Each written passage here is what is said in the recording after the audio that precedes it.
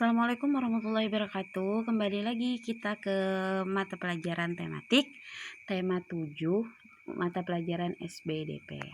Sebelum kita masuki mata pelajaran SBDP, marilah kita berdoa agar apa yang kita kerjakan, apa yang kita dapatkan hari ini, agar kita selalu dalam kebaikan, kesehatan, dan ridho Allah Subhanahu wa Ta'ala. Dan tidak lupa pula kita berdoa agar pandemi yang sedang melanda dunia cepat-cepat diangkat oleh Allah agar kita dapat bertatap muka kembali di sekolah. Berdoa dimulai. Selesai. Nah, di SBDP untuk tema 6 kembali Ustazah sampaikan untuk tema 6, 7, 8, dan 9 SBDP itu dalam satu tema. Untuk mata pelajaran SBDP itu terdiri dari 4 KD.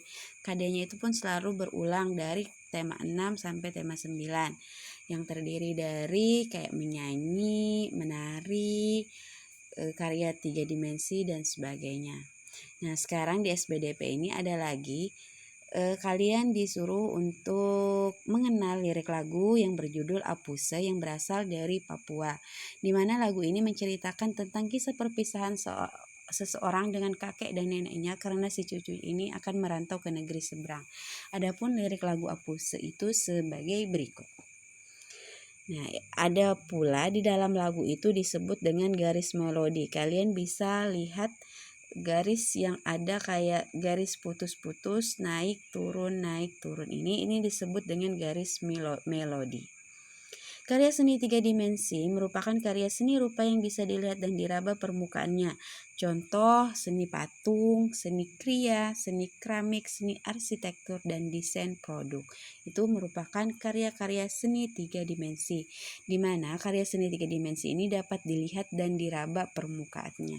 Dilihatnya pun bisa dari segala sisi, dan kita bisa meraba bentuk karya seni tersebut. Misal kayak patung bentuk hewan, otomatis kan permukaannya itu cenderung kayak melengkung-lengkung mengikuti bentuk dari hewan yang jadi patung tersebut.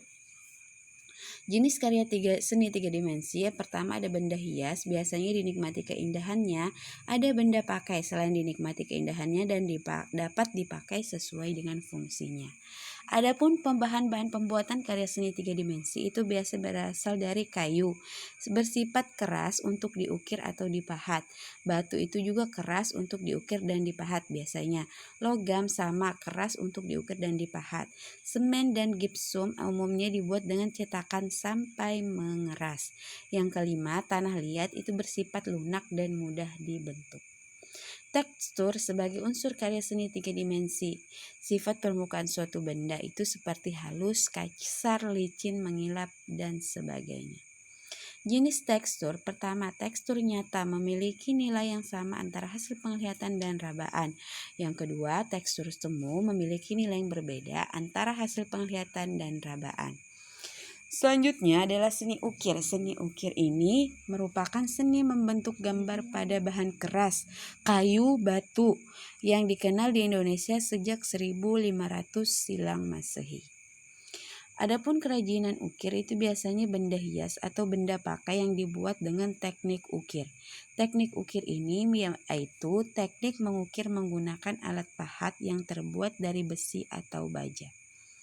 Jenis-jenis teknik ukir. Yang pertama carving, yaitu seni memotong bagian datar dari kayu agar ukiran tampak 3 dimensi menggunakan pahat, palu, dan pisau ukir.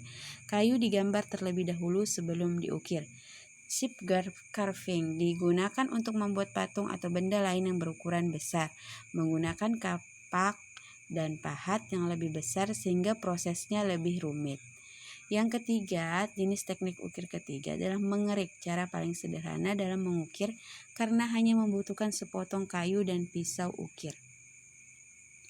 Nah, selain itu juga ada menganyam kerajinan bambu. Batang bambu itu biasanya bahannya kuat dan fleksibel. Menganyam artinya merangkai benda berbentuk pipih atau bulan memanjang dengan tumpang tindih dan saling susup menyusupi. Terdiri atas pakan bagian yang menyusup dan lungsi bagian yang disusupi. Hasil kerajinan anyaman itu berupa keranjang, bakul nasi, dan tas belanja. Bahan anyaman selain bambu biasa menggunakan daun kelapa, kertas, dan pita. Ada 2 teknik anyaman. Pertama, teknik anyaman tunggal, yaitu menganyam satu-satu bergantian selangkah demi selangkah. Teknik anyaman bilik, teknik anyaman dua-dua menyilang secara berurutan dan bersamaan. Selanjutnya kita akan belajar tentang pola lantai dalam seni tari. Apa yang dimaksud dengan pola lantai? Pola lantai tari merupakan garis-garis di lantai yang dilalui penari ketika melakukan gerak tari dari perpindahan tempat satu ke tempat lainnya. Pola yang juga disebut garis imajiner ini sengaja dibuat oleh formasi penari kelompok. Garis tersebut dapat digambarkan dengan melihat formasi para penari ketika sedang memperagakan tarian. Pola lantai tari bisa dilakukan oleh penari tunggal, berpasangan atau berkelompok, meskipun sebagian besar pola tari dilakukan oleh berkelompok. Adapun fungsi dari pola lantai yaitu untuk menata gerakan tarian, membentuk komposisi dalam pertunjukan tarian dan menciptakan kekompakan antar anggota penari. Dengan adanya pola lantai, tarian yang disajikan akan lebih indah dan menarik untuk ditonton. Sebenarnya dalam pola lantai terdapat 2 garis datar yaitu garis lurus dan melengkung. Nih, ada beberapa contoh pola lantai. Pola lantai dari gerakan yang dilalui penari. Penari bergerak melalui garis lurus ke depan, penari bergerak melalui garis diagonal, penari bergerak melalui garis horizontal, penari bergerak melalui garis diagonal ke arah kanan, penari bergerak melalui garis lurus ke depan, penari bergerak melalui garis lingkaran. Silakan kalian amati pola lantai penari. Nah, selanjutnya kalian silakan kerjakan 2 pertanyaan. Setelah kalian membaca teks pola lantai gerak tari, kerjakan tugas berikut. Yang pertama, tuliskan kembali pengertian pola lantai menggunakan bahasa sendiri. Usahakan agar orang lain memahami dengan mudah saat membaca tulisanmu. Yang kedua, gambarlah pola lantai yang terlihat dari gambar 2 tarian pada teks halaman. Silakan buka halaman 59, yaitu tari legong dan tari saman. Silakan kalian gambar pola lantai pada tarian tersebut.